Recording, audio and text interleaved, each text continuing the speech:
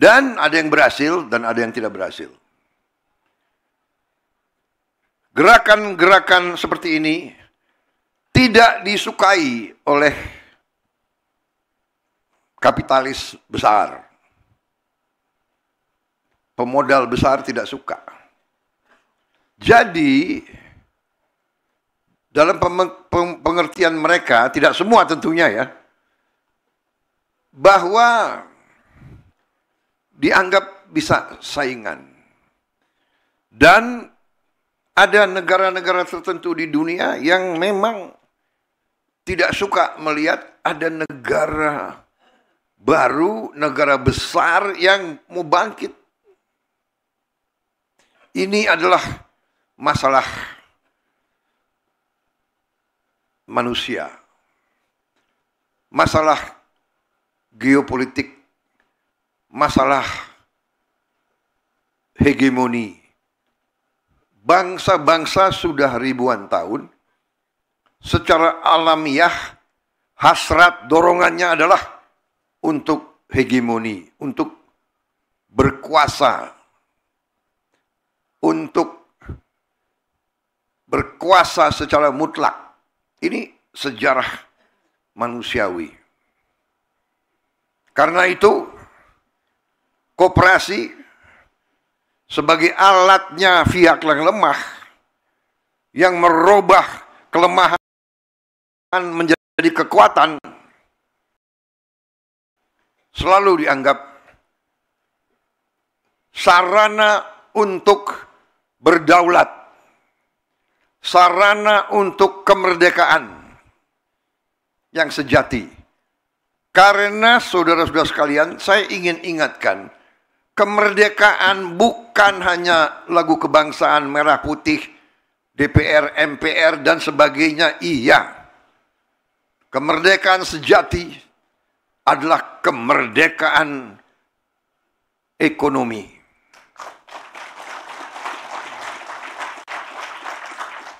Kita punya semua bentuk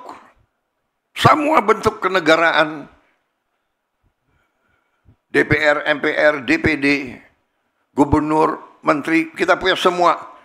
Tapi rakyat kita masih ada yang lapar, kita belum merdeka.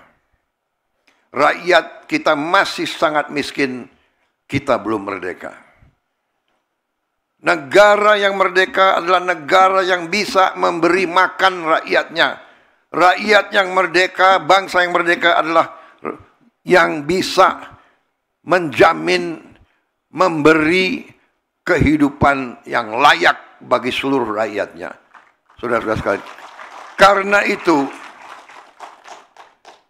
pendiri-pendiri bangsa kita, perintis-perintis kemerdekaan, pejuang-pejuang kemerdekaan, dari awal perjuangan kemerdekaan mereka membentuk koperasi-koperasi. Mereka membentuk dari bawah adalah serikat-serikat dagang. Jadi saudara-saudara, masalah yang kita hadapi beberapa saat yang lalu adalah masalah klasik. Karena saya dari sejak tahun 2004 saya menjadi ketua umum Himpunan Kerukunan Tani Indonesia, HKTI. Berjuang bersama KTNA. Saya pun pembina KTNA. Masalahnya adalah klasik. Sering kita mendengar laporan, Pak, saya di desa saya barusan panen mangga yang terbaik di Indonesia. Tapi 4-5 hari tidak ada truk, tidak ada yang bisa ngangkut. Akhirnya mangga yang terbaik busuk. Ini sudah puluhan tahun. Kemudian kita hadapi macam-macam kendala, macam-macam permainan. Pupuk yang disubsidi oleh rakyat, yang disubsidi oleh negara, APBN, langka. Tidak sampai ke petani. Peraturannya ada 145 peraturan. Ada belasan tanda tangan yang diperlukan untuk dari pabrik ke petani. Kemudian tiap panen yang berhasil, harga untuk petani jatuh. Dari dulu. Kenapa? Karena para petani kita, mereka uangnya sangat sedikit. Nunggu panen, anaknya harus sekolah. Nunggu panen, ada keluarganya yang sakit.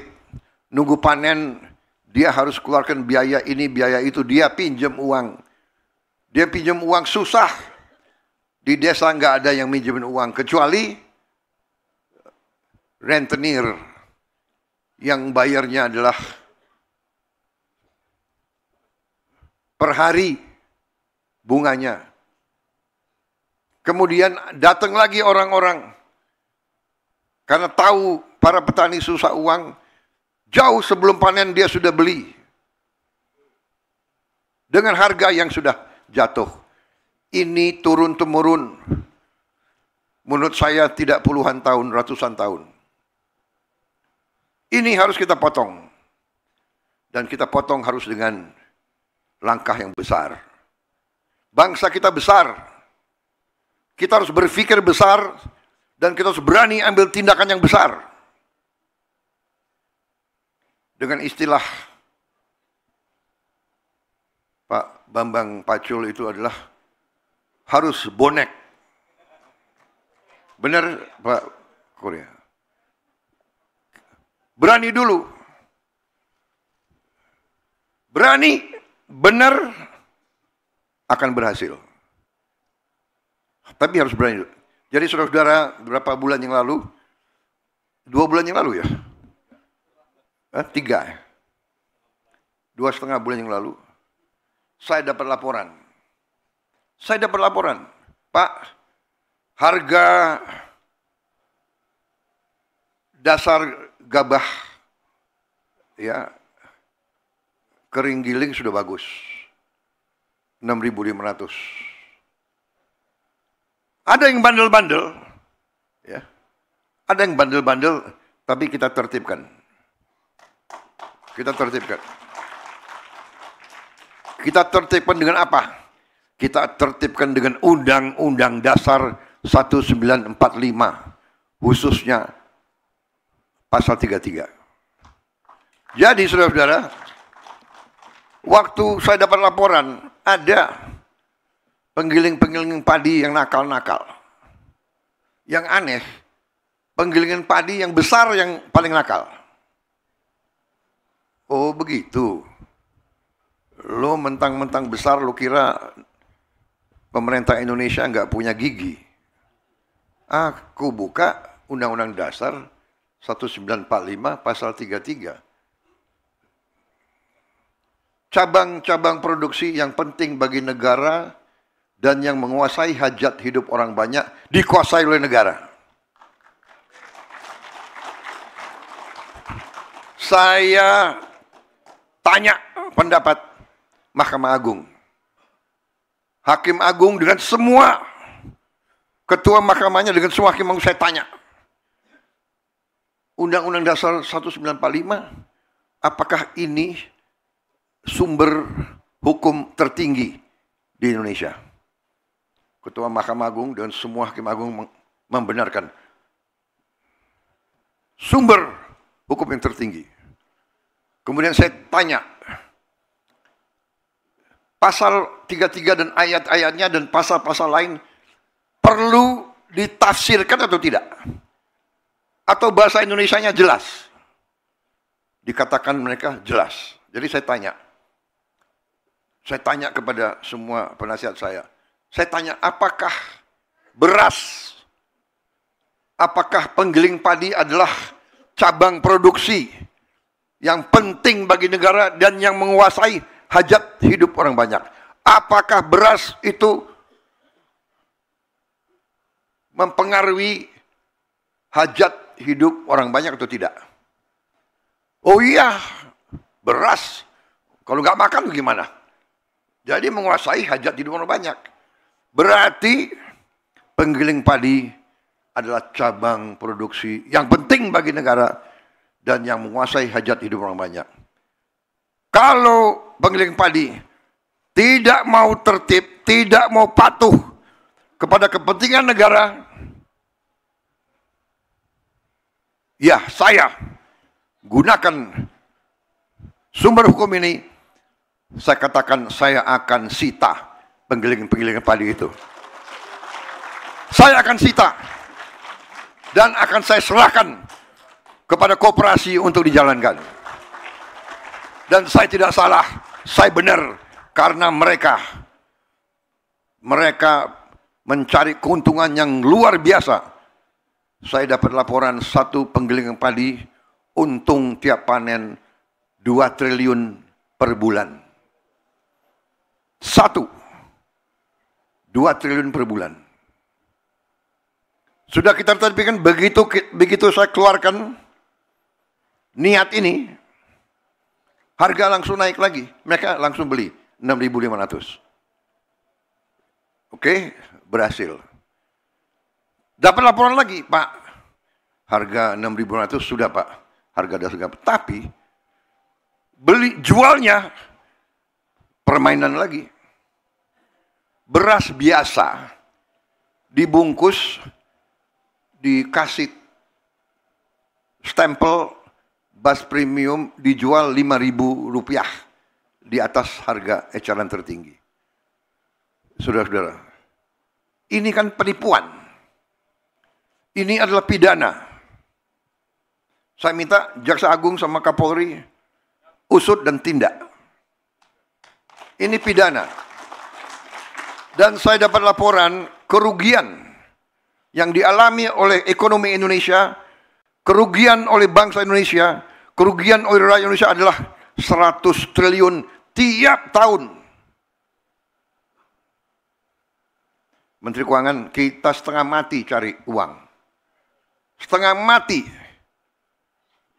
Pajak inilah, biaya cukai inilah dan sebagainya. Ini 100 triliun kita rugi tiap tahun. Dinikmati oleh hanya 4-5 kelompok usaha. Saudara-saudara, ini saya sampaikan di acara yang penting ini. Karena di sini banyak bupati, banyak gubernur yang hadir, ribuan kepala desa. Saya anggap ini adalah pengkhianatan kepada bangsa dan rakyat. Ini adalah upaya untuk membuat Indonesia terus lemah, terus miskin. Saya tidak terima. Saya disumpah di depan rakyat untuk memegang teguh Undang-Undang Dasar dan menjalankan segala perundang-undangan dan peraturan yang berlaku. Saya perintahkan Kapolri dan Jaksa Agung usut, tindak.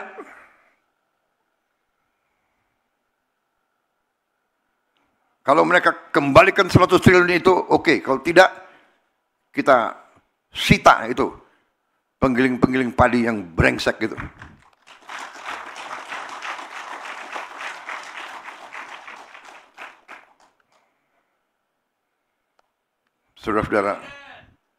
Saudara-saudara, saya dari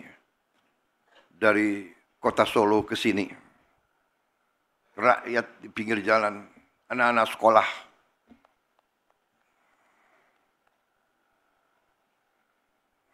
mereka teriak, "Pak, kami belum terima makan bergizi gratis. Pak, kapan?" Saya lihat mata-mata mereka. Ini rakyat Indonesia.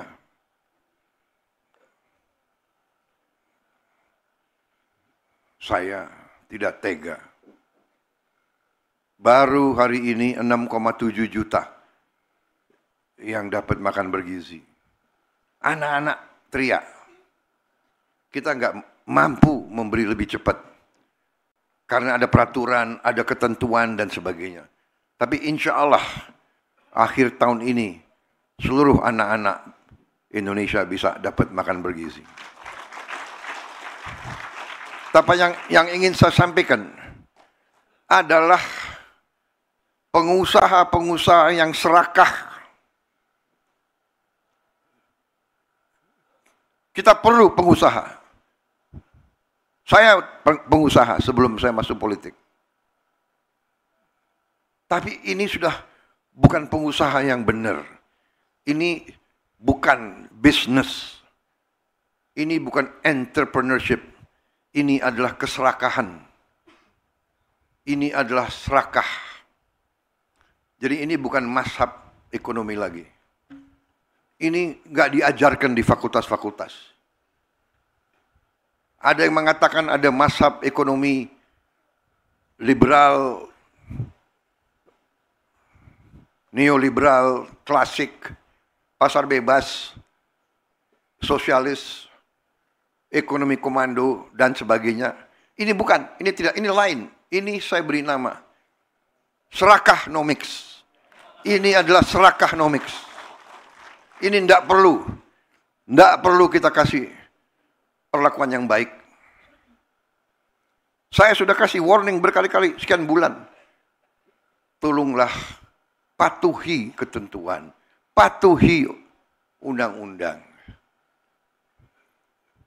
Masa tega? Petani setengah mati.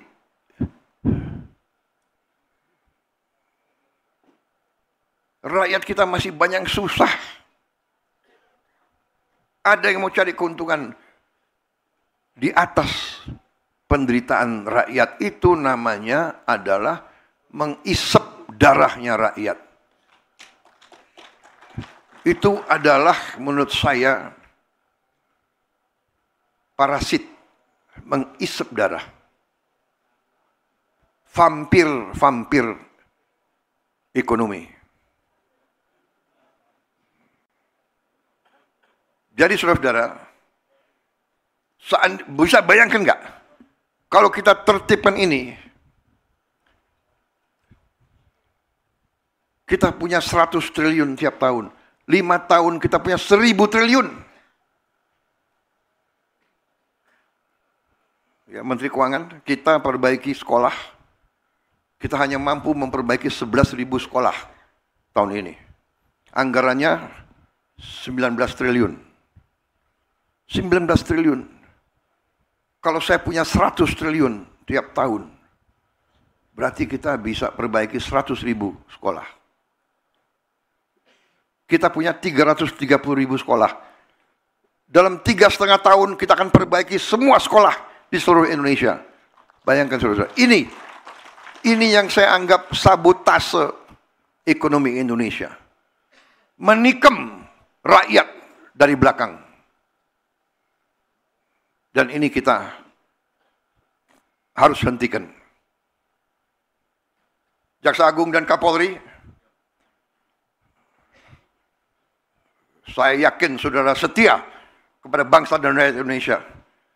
Saya yakin kau setia kepada kedaulatan bangsa Indonesia. Usut tindak.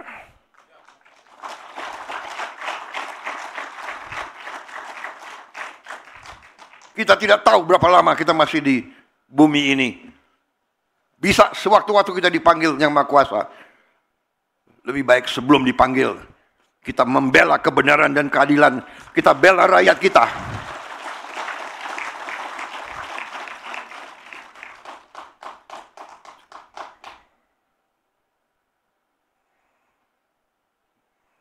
Jadi saudara-saudara, koperasi ini adalah usaha besar strategis.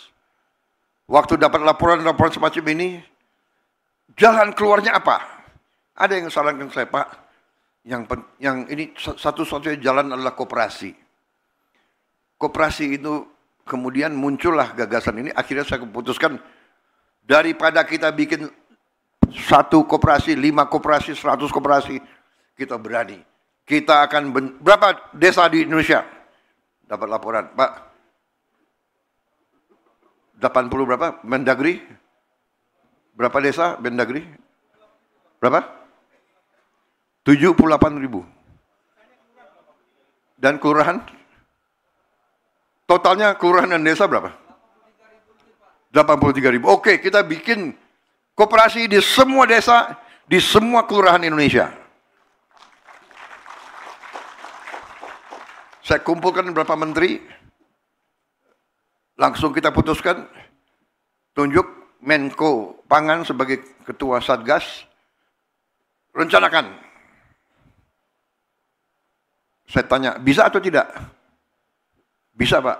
Oh, bagus, itu jawaban yang saya suka. Tidak bisa.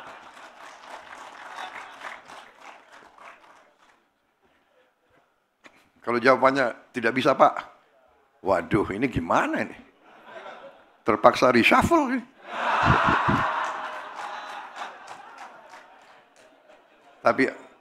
Tapi alhamdulillah yang hadir bisa, Pak. Menteri Koperasi bisa, Pak. Tapi saya jujur dalam hati saya, ya sudahlah, kira-kira Oktober, November nanti terbentuk, ya kan? Tahu-tahu laporan, Pak, kita Juli siap diresmikan. Hah? Berapa? 80.000 semuanya. Yang benar. Terima kasih, saudara-saudara sekalian. Dan katanya semua kerja sebagai satu tim. Bergerak semua. Terima kasih.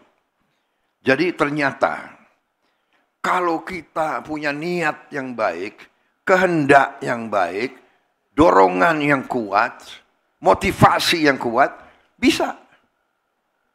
Yang tidak bisa jadi bisa. 80.000. Ini memang baru kelembagaan. Sebetulnya saya tidak mau acara besar-besaran, hanya kelembagaan. Tetapi saya diyakinkan, Pak, sudah ada 100 lebih. 108 model yang sudah berdiri. Karena bupati-bupati antusias, wali kota antusias. Semua mendukung. Ada aset-aset yang tidak dipakai,